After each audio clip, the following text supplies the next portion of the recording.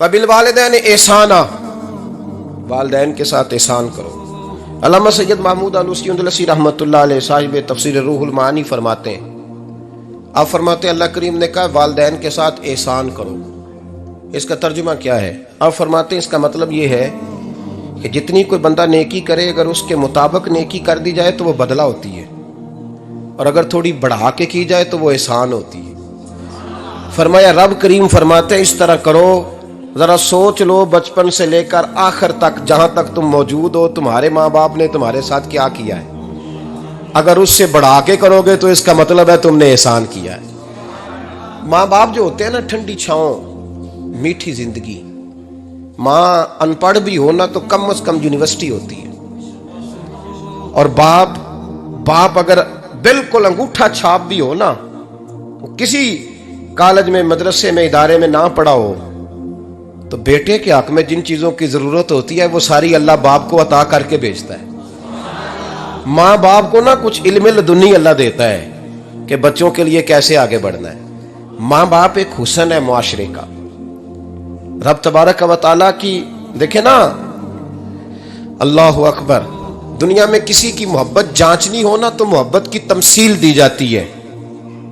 وَتِلْكَ الْأَمْثَالُ نَضْرِبُهَا لِلنَّاسِ، اللہ لوگوں کے سمجھنے کے لیے مثالیں بیان فرماتا ہے۔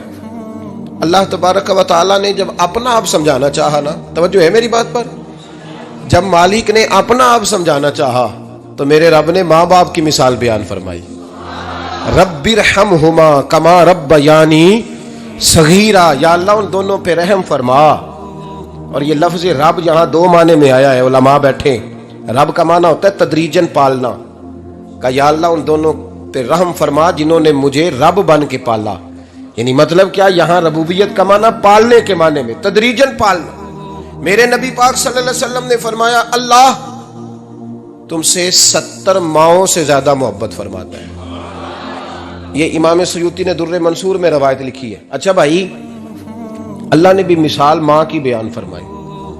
فرمایا گھر جا کے اپنی اماں کو دیکھ لو، اماں تم سے کتنا پیار کرتی ہے، بس اس پیار کو تولنا شروع کر تو 70 ماؤں سے بھی زیادہ رب تم سے محبت فرمانے والا ہے۔ ماں کے سینے میں نا، دیکھیں نا، ایک بچی ہوتی ہے BA، وہ اس نے کر لیا، اس کی اماں روز کہتی ہے بیٹے سویرے اٹھا کر، ساس کے پاس جائے گی تو وہ کہے گی کہ اس کی اماں نے سویرے اٹھنا سکھایا ہی نہیں، اور بیٹی کہتی ہے اماں جدو جاواں گی ویکھی جائے گی۔ اچھا اس کی شادی ہو گئی، اس کی ساس نے آہستہ آہستہ شکوے شروع کر دیے، خامن سے کہنے لگی تو اس کو اٹھاتا ہی نہیں سویرے، وہ بھی کہتا ہے کمرے میں جا کے اماں شکوا کر دیا تو اٹھتی نہیں، اور بچی لاڈلی تھی، وہ نہیں تھی اٹھتی ٹائم پہ۔ زندگی کے 22 سال 23 سال وہ سویرے نہیں اٹھی، وقت پہ نہیں اٹھی، مثال دے رہا ہوں۔ پھر اسی بیٹی کو اللہ نے ایک بیٹا عطا کر دیا۔ صبح 100 آواز اس کی اماں دیتی تھی پر اس کی آنکھ نہیں کھلتی تھی، لیکن اسی بیٹی کا بیٹا سحری کے وقت ہلکا سر ہوتا ہے، ساری دنیا سوئی ہے پر اماں اس کی فٹافٹ جاگتی ہے، فٹافٹ جاگتی ہے۔ ایک آدمی تھا تو اس کی بیوی انتقال کر گئی اور اس نے طلاق دے دی۔ 10-11 سال کا اس کا بیٹا تھا، اس نے دوسری شادی کر لی۔ ایک دن اپنے بیٹے سے کہنے لگا بیٹے وہ سگی اماں ٹھیک تھی یا یہ والی ٹھیک ہے؟ تو بیٹا کہنے لگا ابا جی یہ ٹھیک ہے، وہ سگی امی جھوٹ بڑے بولتی تھی، سگی امی جھوٹ بڑے بولتی تھی، جھوٹی تھی، یہ سچی ہے۔ اس نے کہا بیوقوف تیری ماں جھوٹی تھی؟ اس نے کہا ابا بڑی۔ کہا کس طرح؟ کہنے لگا ابا جی میں نا کبھی، آپ کو پتہ میں شرارتی ہوں، کبھی میں شرارت کرتا تھا نا، کوئی برتن توڑ دیتا تھا تو میری سگی اماں مجھے تھپڑ مار کے باہر نکالتی تھی، کہتی تھی میں تالا لگاؤں گی باورچی خانے کو، تجھے ساری رات روٹی نہیں دینی، تو آج بھوکا ہی رہے گا، بالکل نہیں دینا، ساری رات نہیں دینا۔ بڑے دعوے کرتی تھی، قسمیں اٹھاتی تھی، پر بڑی جھوٹی تھی۔ آدھا گھنٹہ بھی نہیں گزرتا تھا تو گلیوں میں مجھے ڈھونڈنے لگ جاتی تھی، ڈھونڈ کے لاتی تھی، ڈھونڈ کے، اور لا کے نا تو غلطی میری ہوتی تھی، رونا میری اماں شروع کر دیتی تھی، وے اوے مینوں نہ ستایا کر وے پترا۔ پھر میری مرضی کا کھانا مجھے پکا کے دیتی تھی، میری مرضی کا، اور پھر میری اماں مجھے تحفہ بھی دیتی تھی۔ ابا جی وہ جھوٹی تھی، پہلے کہہ رہی تھی ساری رات نہیں دینا، اب آدھا گھنٹہ، یہ بڑی سچی ہے جواب بھائی ہے۔ میں شرارت کرتا ہوں تو تھپڑ مار کے نکال دیتی ہے، کہتی ہے روٹی نہیں دینی، پھر میں ساری رات رو کے گزارتا ہوں پر نہیں دیتی۔ یہ سچی ہے، وہ جھوٹی تھی۔ تم ماں کے درد کو کیا سمجھے؟ بچے تو کہتے ہیں اماں نے ہمیں قید کر دیا، اماں کہتی ہے میری مرضی سے کھاؤ، اور تجھے نہیں پتا اس نے قید نہیں کیا، وہ تم سے پیار بڑا سچا کرتی ہے، اور بڑا سچا پیار کرتی ہے تیرے ساتھ، بڑا سچا۔ بیٹا برگر کھا کے آ جاتا ہے، اماں کہتی ہے روٹی کھا لے، کہتا ہے نہیں آپ نے بینگن پکائے ہوئے ہیں میں نے نہیں کھانے، تو اماں منتیں کرتی ہے، کہتی ہے چل تم دس کی کھانا ہے، تینوں سیویاں نہ بنا دیاں، فٹافٹ دال پک جائے گی، کیا کھائے گا؟ وہ ابا جی میری طرح قریب سے کہتے ہیں چھڈ پر بھوک لگے گی تو آپ ہی کھا لے گا، لیکن اماں کہتی ہے اس نے روٹی نہ کھائی تو مجھے نیند نہیں آئے گی۔ تو اس درد کو سمجھنا، میں غلام ہوں ایک آستانے کا، اور میں سمجھتا ہوں جو کسی کا مرید ہی نہیں اس پر تو سایہ ہی نہیں، اسے چاہیے کسی بزرگ کا سایہ حاصل کرے۔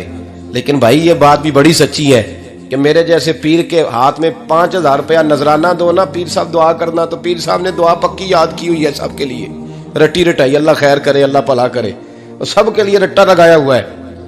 اور اماں کو بیٹا ویسے ہی کہہ جائے، ویسے ہی اماں میں انٹرویو دینے جا رہا ہوں ذرا دعا کرنا، وہ بیبیاں منگا کے دعائے تنجینہ پڑھانا شروع کر دیتی ہے، اور ساری رات مصلے پہ بیٹھی۔ اس درد کو سمجھنا۔ وہ بھائی بڑا ویل ڈریس بیٹا ہوتا ہے، ویل ڈریس نوجوان، وہ 18,000 کا جوڑا پہنتا ہے، 7,000 کا جوتا خریدتا ہے، وہ قیمتی قسم کی گھڑی استعمال کرتا ہے، لیکن اسی بچے کے جب اپنے بچے ہوتے ہیں نا تو بی بی کو کہتا ہے یہ لے 10,000 روپیہ، بچوں کے کپڑے خرید لے، میرے صحیح ہیں ابھی کل ہی تو خریدے تھے۔ اور باپ، اور تو سمجھا ہی نہیں یار، 30 سال باپ نے جوانی ساری سعودی عرب کو دے دی، لیکن تیرا خیال رکھا۔ میں ایسے لوگوں کو جانتا ہوں جنہوں نے 30 سال پردیس میں کمبل نہیں بدلا، وہ جہاں گئے تھے تو ایک کمبل خریدا تھا پھر بدلا نہیں۔ تو ماں باپ کے بارے میں، اور یہاں بچے حساب کرتے پھرتے ہیں، ابا جی تو پچھلے مہینے بھی 5,000 دیتا سی، تسی پیسے اندر کر دے کی ہو؟ ماں باپ سے حساب کرتا ہے تو۔ ترمذی شریف کے لفظ ہے، ایک صحابی نے آ کے عرض کی یا رسول اللہ پیسے وراثت کے نہیں، میرے ابا جی نے نہیں دیے مجھے، اور میں نے خود محنت کر کے کمائے، اب میرا ابا مجھ سے پیسے مانگتا ہے تو کیا کروں، اور میرے ہیں میں نے کمائے ہیں، ابا جی نے نہیں دیے، وراثت نہیں، حصہ نہیں ملا۔ حضور میرا ابا مانگتا ہے تو میرے لیے حکم کیا ہے؟ تو نبی پاک نے فرمایا کیا کہا تم نے؟ پیسے تیرے ہیں؟ کہا حضور ہاں۔ تو فرمایا ابا کس کا ہے؟ کہا یا رسول اللہ میرا۔ تو فرمایا اگر تو اپنے والد کا ہے تو تیری ہر شے تیرے والد کی ہے، تو بھی تیرے والد کا ہے تو تیرا مال بھی تیرے۔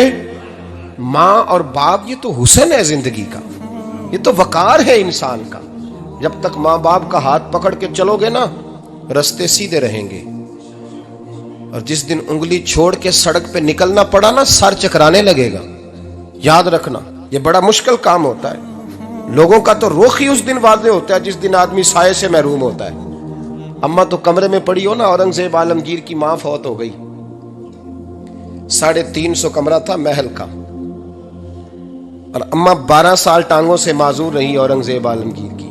اماں 12 سال کمرے سے نکل نہیں سکی، ساتھ ہی واش روم تھا یا جو بھی اس دور میں طریقہ تھا۔ اورنگزیب جب محل میں آتے تھے تو پھر بھی سیدھے اماں کے پاس جاتے تھے، اور جب واپس نکلتے تھے پھر بھی اماں کے ساتھ۔ اورنگزیب کی ماں کا جنازہ اٹھا تو اورنگزیب نے رونا شروع کیا، پھر سالوں بیت گئے پر اس کے آنسو خشک نہیں ہوتے تھے۔ ایک شخص نے کہا تیری کوئی انوکھی مر گئی ہے، ساری دنیا کی مرتی ہیں؟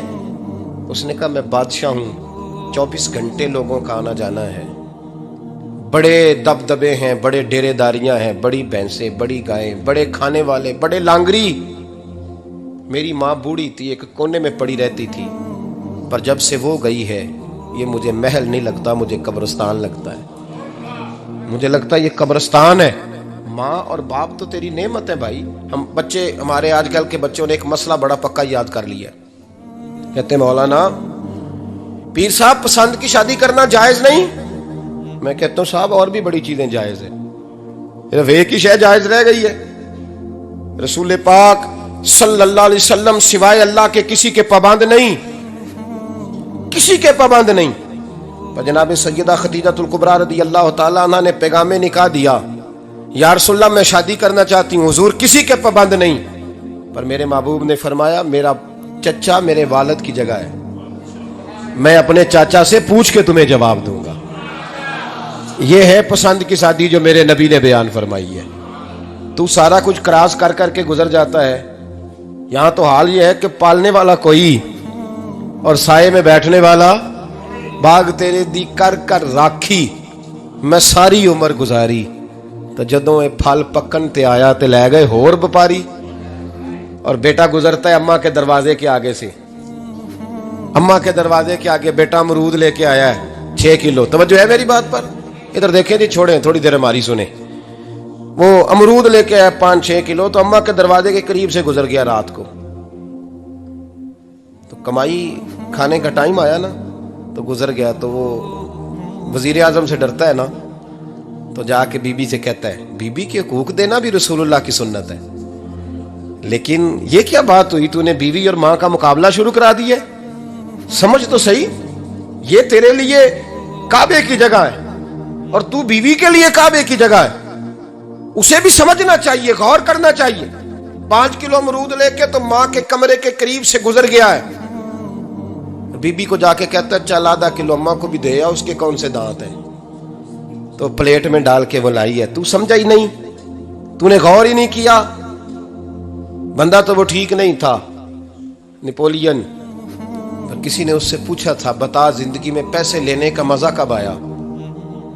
اس نے کہا کہ مجھے مزہ تب آتا تھا کہ میں اپنی ساری کمائی لا کے اپنی اماں کے ہاتھ پہ رکھتا تھا، اور پھر جب میں اپنی ماں سے تھوڑا تھوڑا خرچہ لیتا تھا نا، تھوڑا تھوڑا، توجہ ہے میری بات پہ؟ اماں جی 10 روپے دے آجے، کہتا جب میں تھوڑا تھوڑا خرچہ لیتا تھا نا، تو مجھے یوں لگتا تھا جیسے میں بادشاہ وقت کے سامنے کھڑا ہوں اور وہ خزانے کا منہ کھول کھول کے مجھے دیتا جا رہا ہے۔ تو اس ذائقے کو سمجھ تو صحیح بھائی، تو اس کو سمجھ تو صحیح بھائی، یاد رکھیں اور غور کریں۔ ماں اور باپ، ابھی یہ بھی سن لیں، نبی پاک صلی اللہ تعالی علیہ وآلہ وسلم نے ماں باپ کے لیے فرمایا ہما جنتک و نارک، یہی تیری جنت ہے اور یہی تیرے لیے جہنم ہے۔ اگر یہ راضی ہو گئے تو تیرے لیے جنت ہے، ناراض ہو گئے تو چاہے تو 100 پیر کے مزار پہ حاضری دے آ، لیکن جب تک ابا راضی نہیں اتنی دیر تک اللہ راضی۔ یہ حدیث پاک ہے، حضور نے فرمایا جس کے والد راضی اس کا اللہ راضی، اور جس کا باپ ناراض اس کا اللہ۔ ہاں بے شک، اب یہ حدیث ہے نا، تو سارے ولی ایک طرف بیٹھ جائیں، کہیں یا اللہ بخش دے مرید کو، لیکن اگر ابا کہے یا اللہ نہ معاف کرنا، تو اللہ ان اولیاء کی نہیں مانتا، والد کی مانتا ہے۔ اس لیے بلے شاہ سمانی اڈدیاں پڑھنا ہے، جڑا گھر بیٹھا انہوں پڑھیا ہی نہیں۔ بھائی یاد رکھو، ماں باپ سے پیار کرو، ان کی خدمت کرو، ان کے پاس بیٹھا کرو، اور ماں باپ کو ٹائم دیں، وقت دیں، چند گھڑیاں ان کے پاس بیٹھیں۔ آپ یقین کریں ابا جی سے آپ مشورہ کر لیں، صرف مشورہ، مرضی بے شک اپنی کریں، لیکن اس مشورے میں آپ کو اتنا سایہ ملے گا کہ زندگی میں کبھی ناکامی نہیں ہوگی۔ پر اسی سجن دی مننی ابے دی نہیں مننی، وہ پھٹے پہ جو نلائق ہماری طرح کا بیٹھا ہے اس سے مشورہ لینا ہے، والد سے نہیں لینا۔ باپ کے پاس بیٹھیں، اس سے مشورہ لیں۔ میرے ابا جی کسان تھے، میں نے اپنی زندگی میں ڈھیروں چیزیں اپنے باپ سے سیکھی ہیں، درجنوں چیزیں سیکھی ہیں۔ میرے والد بڑے خوددار تھے، مزاج میں عجیب سی خودداری تھی۔ کوئی بندہ کبھی حال پوچھ لیتا تھا نا کہ حالات کس طرح کے ہیں، تو فرماتے تھے بھائی اگر بتانا ہوا تو اپنے اللہ کو بتاؤں گا۔ الحمدللہ بڑا فضل ہے، میں نے ان کے ہاتھوں پہ ہمیشہ چھالے دیکھے، ہمیشہ چھالے، لیکن ان کا ہاتھ کبھی کسی دنیا دار کے سامنے پھیلتا ہوا نہیں دیکھا۔ لوگ مجھے کہتے ہیں آپ کس پیر صاحب کے صاحبزادے ہیں، تو میں کہتا ہوں میں اس پیر کا صاحبزادہ ہوں جس نے محنت کر کے حلال کی کمائی کھائی ساری زندگی۔ یہ لوگ پیر نہیں ہوتے، یہ مرشد نہیں ہوتے، اور میں نے درجنوں چیزیں سیکھی ان سے۔ تو سیکھنے تو بیٹھ، تجھے ہزاروں چیزیں ملیں گی۔ بھائی اپنی زندگی میں ماں باپ کی طرف دیکھو، سب سے ضروری کام ہے انہیں وقت دو۔ اماں کے او بھائی بڑا مشکل ہے دنیا داروں سے تعریف کرانا، اماں دے کول تے آویں 2 منٹ راتی بھئی نہ آکھی اماں پیر کٹے نہ رضائی جو تیرے کوٹ چھڑا، تے اماں کہندی جا میرا پتر تھکیا آیا ہے تو سو جا کے، میں کدوں کام لگی سا، میں کدوں حلوان ڈئی سا، جا سو جا کے۔ بس یہ کاروائی ہے، تو نے 2 منٹ کے لیے کہہ دیا، سویرے پورے محلے میں تیری اماں کہے گی اللہ میرے ਪੁੱਤਰ ਵਰਗਾ ਪੁੱਤਰ ਸਾਰਿਆਂ ਨੂੰ ਦੇ। ਰਾਤੀ ਆਉਂਦਾ ਹੈ ਤੇ ਮੈਨੂੰ ਘੁੱਟ ਕੇ ਸੌਂਦਾ ਹੈ, ਅੱਲਾ ਘੁੱਟਿਆ ਕੋਈ नहीं सोया भी कार्रवाई पाई सू, लेकिन वो सबको बताती है। तो भाई इतनी कीमती चीज और तू छोड़ के मैं अभी जलसे से देर से आता था ना, अब तो जाता नहीं ज्यादा जगहों पे, कोशिश करता हूँ कि चलो माहौल के मुताबिक, थोड़ा खुश्क आदमी हूँ तो हर जगह सेट नहीं हो पाता, इसलिए कम जाता हूँ। तो कभी रात को आते थे ना देर से, मेरी अम्मा जी शुगर की मरीज थी, तो मैं छोटे भाई को फ़ोन करता था कि अम्मा जी सो गए, कहने सो गए। मैं कहता था कि तू ना इस तरह कर, नीचे आ जा, 2 बज गए, वो शुगर की मरीज़ है, आँख खुल जाए ना तो दोबारा लगती नहीं बुज़ुर्गों की, तो तू दरवाज़ा खोल दे, अंदर दस्तक दी तो दिक्कत होगी। तो मैं जूते उतार के अंदर दाखिल होता था, तो पहला कदम रखता था तो मेरी अम्मा बोल पड़ती थी, पुत्र आ गए, आ गए। ओ भाई तू इस दर्द को समझना, कोई तुझे मिलेगा, कोई मिलेगा तुझे ऐसा। अब मैं दूर दराज भी चला जाता हूँ, उनकी ज़िंदगी में नहीं जा पाया, कहते हमने नहीं जाना, घर में रहना है, इस कैफ को समझ ले, इस दौलत के करीब हो जा। हज़रत अबू हुरैरा रज़ी अल्लाह ताला अन्हु फरमाते हैं, मेरी अम्मा बूढ़ी थी, मैं उनकी खिदमत करता था। बाप की खिदमत और माँ की खिदमत सबके हिस्से में नहीं आती है, ये रब जिसे महबूब रखता है उसे ये मौके अता करता है। खुश नसीब है जिसे बूढ़ा बाप मिले और वो नौकरी करे, खुश किस्मत है जिसको बीमार माँ मिले और वो नौकरी करे। हजरत अबू हुरैरा फरमाते मेरी अम्मा बूढ़ी थी, तो उनका मैदा कमज़ोर हो गया था, तो मैं उठा के पखाना पेशाब करता था तो कई दफ़ा मेरे ऊपर कर देती थी। ये हजरत इब्न जौज़ी अलैहि रहमा ने इसको लिखा है। फरमाते हैं मेरे दिल में ख्याल आता था कि मैं बड़ा खिदमत गुजार हूँ अपनी माँ का। एक दिन मैं हजरत उमर के पास बैठा था उनके दौरे खिलाफत में, तो एक शख्स आ गया। उस शख्स ने आकर के कहा कि हजरत उमर से हुजूर एक मसला पूछना है। फरमाया पूछो। वो कहने लगा हुजूर मेरी अम्मा बूढ़ी हो गई है, बीमार रहती है, मरीजा है, मुझे आवाज देती है बेटे पेशाब आया है, आवाज देती है, तो मैं अम्मा को उठाता हूं, अभी मैं बैतुल खिला तक वाशरूम तक जाता नहीं कि मेरी अम्मा मेरे ऊपर पेशाब कर देती है।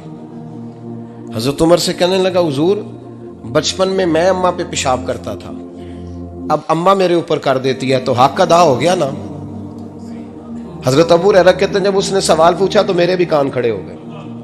मैंने कहा ये तो मेरे वाला मसला पूछ रहा है, मेरे वाला मसला पूछ रहा है। मेरे पास एक दोस्त जुमा पढ़ने आते हैं बड़ी दूर से, मुझे कहने लगे हजरत साहब जदों भी मैं आउना ना तुसी मेरी ही गल छेड़ देते हो, वो जो बात होती है ना बिल्कुल मेरी ही होती है। मैंने कहा नहीं यार जो मैं कर रहा होता हूँ वो मेरी भी होती है, वो सारे मुआशरे की होती है, हमें लगता है कि मेरी हो रही है, हालांकि वो बात हमारी सबकी मुश्तरका होती है। सुन ले और याद रख लें। हजरत अबू हुरैरा फरमाते मेरे कान खड़े हो गए। मैंने कहा इसने तो मेरी बात पूछनी शुरू कर दी।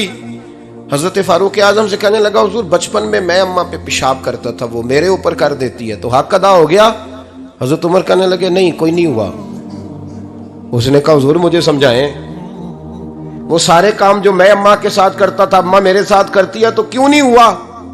हजरत उमर कहने लगे भाई पेशाब तो तू भी अम्मा पे करता था और अम्मा भी तेरे ऊपर करती है, पर तेरी और तेरी माँ की सोच में बड़ा फर्क है। उसने कहा हुजूर किस तरह, तो क्या जवाब है सैयदना फारूक आजम का, लौ काना नबिय्यम बाद लकाना उमर इब्न खत्ताब। क्या जवाब है। हजरत उमर फरमाने लगे तेरी और तेरी माँ की सोच में बड़ा फर्क है। कहा हुजूर किस तरह। फरमाया जब तेरी अम्मा तेरे ऊपर पेशाब करती है ना तो तू दुआ करता है कि या अल्लाह बूढ़ी हो गई है इसे पर्दा दे दे, और जब तू अपनी अम्मा पे पेशाब करता था तो वो दुआ करती थी या अल्लाह मेरे लाल को लंबी जिंदगी अता फरमा। हजरत खुबाब रदी अल्लाह तआला अन्हु ने उस वक्त कलमा पढ़ा जब अभी 5 लोग कलमा पढ़ते थे, कुल बंदे अस्साबिकून अल-अव्वलून। आप फरमाते हैं जिस औरत का मैं गुलाम था ना, उम्मे अनमार उसका नाम था, वो मुझे बड़ी सख्त सजाएं देती थी। आप फरमाते हैं कि हुजूर अलैहिस्सलाम ना खाना काबा की दीवार के साथ टेक लगाए बैठे थे। मैं एक दिन हाजिर, मुझे बड़ी तकलीफ देते थे। कहते हैं जब मैं काम कर रहा होता था तो मेरी मालकन आती तो वो निकाल के ना सुलाख तो मेरे सर पे रख देती, मेरा सारा वजूद जख्मी था। हुजूर खाना काबा की दीवार से टेक लगाए बैठे थे, मैं हाजिर हुआ तो महबूब करीम भी उठे, तो हुजूर अलैहिस्सलाम से मैंने अर्ज़ की हुजूर देखें मुझे कितनी तकलीफ दी जाती है। فرماتے ہیں وہ میری مالکن جو مجھے تکلیف دیتی تھی، اذیت دیتی تھی، پر اس کا حال یہ تھا کہ اس کے سر میں درد اٹھا، اور جس طرح کتا چیختا ہے جب اسے مارا جاتا ہے تو وہ چلاتا ہے، اس طرح وہ آوازیں نکالتی۔ پھر وہ بہت بڑے طبیب کے پاس گئی۔ حضرت بلال حبشی فرماتے ہیں پھر میں نے وہ سارے دکھ مٹتے دیکھے، وقت بیت گیا۔ وہی امیہ بن خلف ایک دن گھوڑے پہ تھا، گھوڑے اپنے کو تیار کر رہا تھا، لگام ڈال رہا تھا۔ سلافہ بن سعد کہنے لگی کہ میرے بیٹے چونکہ انہوں نے قتل کیے تو 100 اونٹ دوں گی جو انہیں شہید کرے گا، اور پھر میں معاذ اللہ ان کی گردن اتروا کے کھوپڑی کے اندر شراب بھر کے پیوں گی۔ تلوار نکال لی، نیزے نکال لیے، لڑنے لگے۔ اب اکیلا آدمی اور سامنے درجنوں بیسیوں لڑنے والے، سب کا رخ جب انہی کی طرف ہوا تو حضرت عاصم بن ثابت بن قیس رضی اللہ تعالیٰ عنہ سمجھنے لگے اب شہید ہو جاؤں گا، تو آپ نے ایک دعا مانگی۔ جب آپ شہید کر دیے گئے نا، لاش مبارک قریب تھی، تو کافر گردن کاٹنے کے لیے آگے بڑھے تو سینکڑوں کی تعداد میں شہد کی مکھیاں آ گئیں۔ حضرت عمار کہتے ہیں پھر حالات بدلے، پھر میں نے جو مجھے اذیتیں دینے والے تھے میں نے انہیں گڑھوں میں گرتے دیکھا۔ آپ فرماتے ہیں ابو جہل کی لاش، حضرت عمار بن یاسر کہتے ہیں کہ حضرت خالد بن ولید کے ساتھ، جناب خالد بن ولید کہتے ہیں میری ان کے ساتھ نہ کسی بات میں اختلاف رائے ہو گیا، تو میں اب دلیر آدمی تھا، شیر آدمی تھا، کبھی جھکا نہیں تھا، کبھی کوئی معاملہ نہیں ہوا تھا، کبھی کوئی ایسی بات نہیں ہوئی تھی۔ آپ فرماتے ہیں جب رائے کا اختلاف ہو گیا نا، بات ذرا آگے بڑھ گئی۔ رسول کریم علیہ السلام کی خدمت میں ایک شخص نے عرض کیا تھا یا رسول اللہ صلی اللہ تعالی وسلم مجھے کوئی ایسی نصیحت کر دے کہ پھر مجھے کسی اور سے پوچھنے کی ضرورت نہ رہے، تو حضور نے ایک ہی جملہ کہا، میرے رسول کریم صلی اللہ تعالیٰ علیہ وآلہ وسلم ہجرت سے چند دن پہلے نا خانہ کعبہ کو اندر سے دیکھنے کا دل کیا میرے نبی پاک کا، کیا مجھے مکہ چھوڑ کے مدینہ طیبہ جانا ہے تو میں ذرا کعبہ معظمہ کے اندر سے زیارت کر لوں۔ عثمان بن طلحہ ایک شخص تھا جو کلید بردار تھا، جس کے پاس خانہ کعبہ کی چابی ہوتی تھی۔ حضور نے کیا فرمایا جب عثمان بن طلحہ نے کہا نا کہ آپ کو چابی نہیں ملے گی، اللہ کے رسول نے فرمایا عثمان ایک وقت آئے گا، اور عثمان بن طلحہ کہتے ہیں میں نے حضور کا یہ کمال کرم دیکھا تو میں کلمہ ہی پڑھ گیا، میں مسلمان ہی ہو گیا۔ اللہ تبارک و تعالیٰ نے اہل ایمان کی ایک دعا کا ذکر فرمایا ہے۔ حضرت داؤد علیہ السلام کے زمانہ مبارکہ میں جب کچھ لوگ کفر کے خلاف جہاد کرنے نکلے تھے تو انہوں نے دعا فرمائی تھی۔ دعا کے الفاظ بڑے خوبصورت ہیں، قرآن مجید کا تو حرف حرف ہی بڑا پیارا ہے اور لفظ لفظ ہی بڑا حسین ہے۔ کہا ربنا افرغ علینا صبرا، اے اللہ ہم پر صبر انڈیل دے، اللہ ہم پر صبر انڈیل دے، ہمارے اوپر صبر بھیج دے، ڈال دے ہمارے اوپر صبر۔ وثبت اقدامنا، اور ہمارے پیر جما دے۔ فانصرنا علی القوم الکافرین، اور کافروں کے مقابلے میں ہماری مدد فرما، کافروں کی قوم پر ہماری مدد فرما۔ اے اللہ ہم پر صبر انڈیل دے اور ہمارے پیروں کو استقامت عطا کر دے۔ جہاد زندگانی میں جب انسان نے سفر کرنا ہے نا، تو اگر وہ کمزور پڑے گا تو سفر نہیں کر سکے گا، گھبرا جائے گا تو سفر نہیں کر سکے گا۔ کیا کہا تھا اقبال نے، تندی باد مخالف سے نہ گھبرا اے عقاب، یہ تو چلتی ہے تجھے، یہ تو چلتی ہے تجھے اونچا اڑانے کے لیے، اونچا اڑانے کے۔ میں نے سنا ہے، مجھے پکا نہیں پتا، میں نے سنا ہے کہ ہوا تیز ہو تو جہاز کی سپیڈ لوگ بڑھا دیتے، مخالف سمت اگر ہوا تیز ہو تو جہاز کی سپیڈ، یعنی وہ اگر تیز چل رہی ہے تو ادھر سے بھی تیز چلے گی تو اس کا سینہ ذرا جلدی چیرا جائے گا اور آگے بڑھے گی۔ صبر اور استقامت، اگر آپ نے زندگانی میں آگے بڑھنا ہے تو ان دو چیزوں کا وجود آپ کے ساتھ ہونا بڑا ہی ضروری ہے۔ ہمارے مزاجوں میں بڑی جلدی بے صبری آ جاتی ہے، پائے سے بات نہیں ہوتے، کسی بات میں ٹھہراؤ نہیں ہوتا، طبیعت کے اندر وہ والا مزاج نہیں ہوتا جو انسان کو آگے لے کے چلتا ہے، جو اس کو آگے بڑھاتا ہے۔ اگر آپ نے آگے بڑھنا ہے تو پھر ذرا آپ میں کے مزاج میں ٹھہراؤ ہونا چاہیے، پھر ذرا تھوڑا سا سکون ہونا چاہیے۔ میرے رسول کریم علیہ السلام کی خدمت میں ایک شخص نے عرض کیا تھا، یا رسول اللہ صلی اللہ تعالی وسلم، مجھے کوئی ایسی نصیحت کر دے کہ پھر مجھے کسی اور سے پوچھنے کی ضرورت نہ رہے۔ تو حضور نے ایک ہی جملہ کہا، فرمایا جب تو نے کہا نا کہ اللہ میرا رب ہے، پھر ڈٹ جا،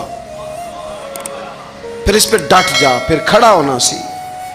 جب آپ میں استقامت ہوتی ہے، صبر ہوتا ہے، دیکھیں حالات جب بگڑے تو انہیں صحیح ہونے میں ٹائم لگتا ہے کہ فوراً ٹھیک ہو جاتے ہیں۔ آپ بیمار ہو گئے، تکلیف ہوئی، کوئی آپ کو بیماری لگ گئی، آپ ڈاکٹر صاحب کے پاس گئے، انہوں نے آپ کو دیکھا، ٹریٹمنٹ کی، پھر دوائیاں لکھیں، پھر انہوں نے آپ کو کہا کہ آپ کو 1 ہفتہ یا 1.5 ہفتہ دوائی کھانی ہے، یہ ایک شربت کی شیشی ہے، یہ ایک بوتل ہے، یہ ایک سیرپ ہے، 1 چمچ صبح 1 شام، اور پورا ہفتہ آپ نے استعمال کرنا ہے۔ اب آپ تو کہہ رہے تھے کہ میں نے ابھی ٹھیک ہونا ہے گھنٹے کے بعد، تو سارا نہ پی لوں، سیرپ سارا نہ پی لوں ابھی، اور 1.5 ہفتے کی دوائی ابھی نہ کھا لوں، تھوڑی تھوڑی کر کے بھی تو کھانی ہے نا، ساری کٹھی نہ کھا لوں، ہو جائیں گے ٹھیک؟ کیا خیال ہے آپ کا؟ نہیں ہوں گے۔ کیوں؟ اس لیے کہ جس ترتیب سے ڈاکٹر نے آپ کو بتلایا ہے، آپ کا وجود اسی ترتیب سے اسے قبول کرے گا۔ آپ کا جو وہ مرض ہے وہ اسی ترتیب سے بہتر ہوگا جس ترتیب سے ڈاکٹر نے، طبیب نے، حکیم نے آپ کو بتلایا ہے، اسی مرتب ترتیب سے آپ نے اس کو دوا کو استعمال کرنا ہے، تو اسی ترتیب سے وہ سارے معاملات ٹھیک ہوں گے۔ اب آپ کا تو منشا تھا کہ میں نے سویرے فوراً اٹھنا ہے اور میں نے دوا کھانی ہے تو میں نے فٹافٹ ٹھیک ہو جانا ہے، تو بھئی یہ آپ کی منشا تو ہے، لیکن حکمت کا تقاضا یہ نہیں ہے۔ حکمت کا تقاضا یہ ہے کہ آپ کو 1 گولی کھانی ہے، 1 چمچ سیرپ کا پینا ہے، آپ کو مناسب پرہیز کرنا ہے، اس کے بعد جا کے آپ کی طبیعت ٹھیک ہوگی۔ لیکن اگر آپ کا یہ پروگرام بن گیا ہے کہ نہیں میں نے تو شام کو ہی ٹھیک ہونا ہے، تو یہ ممکن ہے نہیں ہے۔ اس کے لیے آپ کو ذہنی طور پر تیار ہونا چاہیے، آپ کو سمجھنا چاہیے کہ بہت ساری چیزیں ایسی ہوتی ہیں جنہیں وقت دینا پڑتا ہے، بہت سارے حالات ایسے ہوتے ہیں جنہیں ٹائم دینا پڑتا ہے، وہ اپنے وقت پر جا کے چیزیں درست ہو جاتی ہیں۔ لیکن ہم چاہتے ہیں کہ ہم ابھی کریں، سویرے کریں، شام کریں، وہ کئی دفعہ صحیح کرنے کی بجائے ماحول کو ہم خراب کر لیتے ہیں۔ انہیں وقت دیں، انہیں ٹائم دیں، انہیں موقع دیں۔ میرے رسول کریم صلی اللہ تعالیٰ علیہ وآلہ وسلم ہجرت سے چند دن پہلے نا خانہ کعبہ کو اندر سے دیکھنے کا دل کیا میرے نبی پاک کا، کیا مجھے مکہ چھوڑ کے مدینہ طیبہ جانا ہے تو میں ذرا کعبہ معظمہ کے اندر سے زیارت کر لوں۔ عثمان بن طلحہ ایک شخص تھا جو کلید بردار تھا، جس کے پاس خانہ کعبہ کی چابی ہوتی تھی۔ حضور صلی اللہ تعالیٰ علیہ وسلم نے اس سے کہا کہ بھائی چابی ذرا دے دو، میں خانہ کعبہ کے اندر سے زیارت کرنا چاہتا ہوں۔ کہنے لگا کوئی اور ہوتا تو میں دے دیتا، آپ کو نہیں دوں گا، معاذ اللہ ثم معاذ اللہ۔ میرے رسول پاک کی بات نہ ستارے بھی مانتے ہیں، چاند بھی مانتا ہے، سورج بھی مانتا ہے۔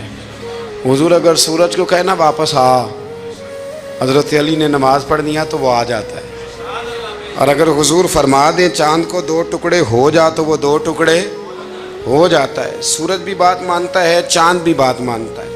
یہ سارے میرے رسول کریم علیہ السلام کے غلام ہیں۔ جہاں جہاں تک رب کریم کی خدائی ہے وہاں میرے حبیب کی مصطفائی ہے۔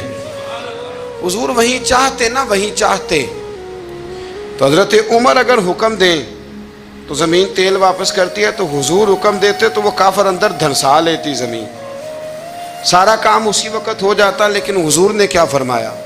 جب عثمان بن طلحہ نے کہا نا کہ آپ کو چابی نہیں ملے گی، اللہ کے رسول نے فرمایا عثمان ایک وقت آئے گا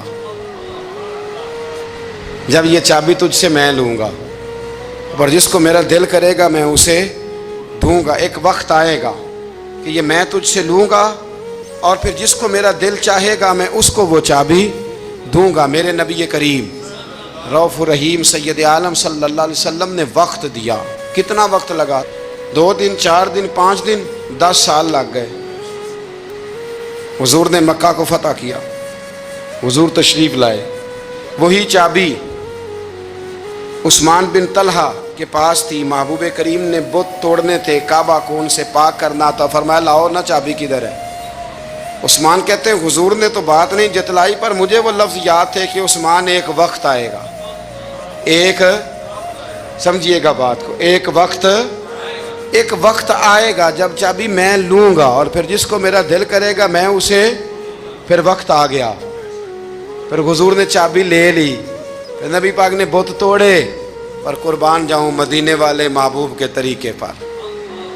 فدا ہو جائیں حضور علیہ الصلوۃ والسلام کے کمال درگزر پر. جب حضور فارغ ہوئے نا بیت اللہ کو صاف کر کے, تو فرمایا کدھر ہے ابھی عثمان بن طلحہ. وہ آئے تو حضور فرمانے لگے یہ چابی پہلے تیری خاندانی وراثت تھی, پھر میں نے اپنے وعدے کے مطابق لے لی, اب میں تمہیں واپس کر رہا ہوں. اب یہ چابی میں تمہیں واپس کر رہا ہوں, میں یہ چابی میں تمہیں دے رہا ہوں. لہذا اب تیری نسل سے بھی قیامت تک کوئی نہیں لے گا, میں تمہیں یہ چابی دے رہا ہوں. تو بھائی وقت کا انتظار کریں. اور عثمان بن طلحہ کہتے ہیں میں نے حضور کا یہ کمال کرم دیکھا تو میں کلمہ ہی پڑھ گیا, میں مسلمان ہی ہو گیا. وقت کو دیکھیں, وقت کا انتظار کریں, آنے والا ٹائم دیکھیں. ہم نا ٹائم نہیں دیتے, ہمیں جلدی بڑی ہے. کاروبار ٹھیک ہو جائے تو شام کو ہو جائے, بچہ تندرست ہو جائے تو پھر شام کو ہو جائے, مخالفین ٹھیک ہو جائیں تو شام کو ہو جائیں. ہمارے سارے کام شام سے پہلے, بلکہ جو ولی بننا چاہتا ہے وہ بھی کہتا ہے 1.25 گھنٹے میں بنا دو, لیٹ نہ کرو. کیونکہ بہت سارے تو کہتے ہیں یہ ایک نظر کریں. میں نے کہا آپ کوئی عمل بھی کریں نا, آپ تھوڑی محنت بھی کریں نا. کہتے ہیں ایک نظر کریں. ہمارے درویش کہا کرتے تھے کہ آج کل مرید کہتے ہیں نہ نماز پڑھاؤ, نہ روزہ رکھاؤ, نہ وظیفہ کراؤ, نہ کوئی اور کام کراؤ, سانو ایویں ہی بخشاؤ. تو بھئی اللہ نے خود 5 نمازیں فرض کی ہیں, رمضان کے روزے فرض کیے ہیں, زکوٰۃ فرض. تو جب اللہ نے ذمہ داریاں لگائی ہیں تو پھر کون ہے جو بغیر ذمہ داریوں کے آگے جائے. تو اپنی زندگی میں چیزوں کو سمجھیں, غور کریں. وقت آپ کو دینا ہے, اور جب آپ وقت دیتے ہیں تو بہت سارے معاملات ٹھیک ہو جاتے ہیں. حضرت عمار بن یاسر بڑا شروع میں کلمہ پڑھا. ان لوگوں نے بڑی تکلیفیں اٹھائیں جنہوں نے آغاز اسلام میں کلمہ پڑھا. حالات اور طرح کے اذیت, میرے حضور کو بڑی اذیتیں دی جاتی تھیں. ابو لہب, عقبہ بن ابی معیط, یہ حضور کے 2 ہمسائے تھے. کچھ نفسیاتی تکلیفیں لوگ دیتے ہیں, ذہنی طور پر پریشان کرتے ہیں. مزاج ہوتا ہے. وہ دونوں کیا کرتے تھے, وہ سارا اپنے گھر کا کوڑا کرکٹ لا کے حضور کے دروازے پر پھینک جاتے. تو نبی کریم صلی اللہ تعالی وسلم فرماتے تھے کیا خوبصورت حق ہمسائیگی ادا کرتے ہو, کیا اچھا تم حق ہمسائیگی. اور دونوں طرف کے ہمسائے تکلیف دیتے, اذیت دیتے, حضور کو پریشان کرتے. حضرت عبداللہ ابن مبارک رحمۃ اللہ علیہ کا ہمسایہ بھی اسی طرح کرتا تھا. وہ اپنے گھر کا سارا گند کچرا اٹھا کے آپ کے گھر میں پھینک دیتا. 1 دن بھی پھینکا, 2 دن بھی پھینکا, 3 دن بھی پھینکا, 4 دن بھی پھینکا, 5 دن بھی پھینکا, مہینوں بیت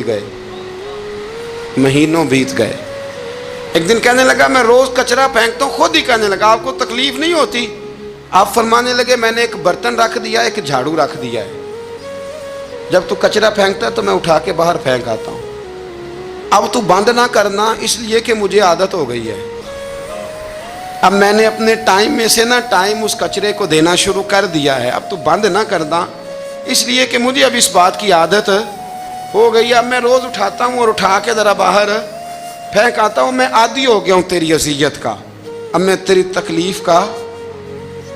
آپ میں سے بہت سارے لوگ شہروں کے رہنے والے ہیں. ہمارے دیہاتوں میں یہ ہوتا تھا کہ کسی بوڑھے بابے کو نا بچے چھیڑتے تھے, کبھی کبھی غلط کرتے تھے, ایسا کرنا نہیں چاہیے, لیکن بزرگ کو چھیڑتے تھے, تنگ کرتے تھے.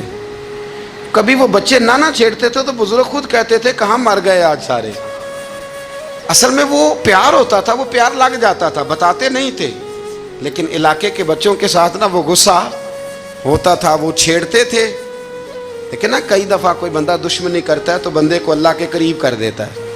سجدے کا ذوق بڑھ جاتا ہے, عبادت کا مزاج بڑھ جاتا ہے, انسان کی طبیعت کے اندر خاص قرب آتا ہے. حضرت عمار بن یاسر رضی اللہ تعالیٰ عنہ فرماتے ہیں کہ بڑی تکلیف دیتے. حضرت عمار بن یاسر رضی اللہ تعالیٰ عنہ کی جو والدہ ہیں وہ اسلام کی پہلی شہیدہ ہیں. حضرت سمیہ ان کا نام تھا، اسلام کی پہلی شہیدہ. ان کے زیر ناف ابو جہل نے نیزہ مار کے انہیں شہید کر دیا. حضرت عمار بن یاسر رضی اللہ تعالیٰ عنہ فرماتے ہیں کہ میرے والد کو اتنی تکلیفیں دی گئیں کہ وہ ان اذیتوں کی وجہ سے ہی دنیا سے پردہ کر گئے. حضرت عمار بن یاسر کو خود کافر اتنا مارتے تھے کہ وہ اپنے حواس کھو بیٹھتے تھے اور ایسی باتیں کرتے تھے کہ سمجھ نہیں آتی تھی کہ یہ عمار بن یاسر بول رہے ہیں. اتنی سخت اذیت دیتے، اتنی سخت. دکھ قبول محمد بخشا، راضی رہن پیارے. دکھ قبول محمد بخشا، بس راضی رہن. اتنی تکلیف دیتے کہ حضرت عمار بن یاسر حواس کھو بیٹھتے، تکلیف میں آتے. بڑا سہا، بڑا برداشت کیا. ایک دن میرے رسول پاک تشریف لائے اور حضور نے کہا او آل یاسر میں تمہیں مبارک دینے آیا ہوں، رب کریم نے تمہارے لیے جنت میں مکان بنا دیے ہیں. حضور نے تمہارے لیے، اللہ نے تمہارے لیے جنت میں مکانات، تمہیں مبارک ہو. تمہاری اذیتیں، تمہاری تکلیفیں، تمہارے درد، تمہاری راتیں کام آ گئیں. مالک نے تمہارے لیے مکانات بنا دیے ہیں، حالات ٹھیک کر دیے ہیں، طبیعتوں میں بہتری آ گئی ہے. میرے محبوب کریم رؤوف الرحیم سید عالم نور مجسم شفیع معظم آقا دو عالم صلی اللہ تعالیٰ علیہ وسلم نے انہیں خوشخبری سنا دی. حضرت عمار کہتے ہیں پھر حالات بدلے. پھر میں نے جو مجھے اذیتیں دینے والے تھے میں نے انہیں گڑھوں میں گرتے دیکھا.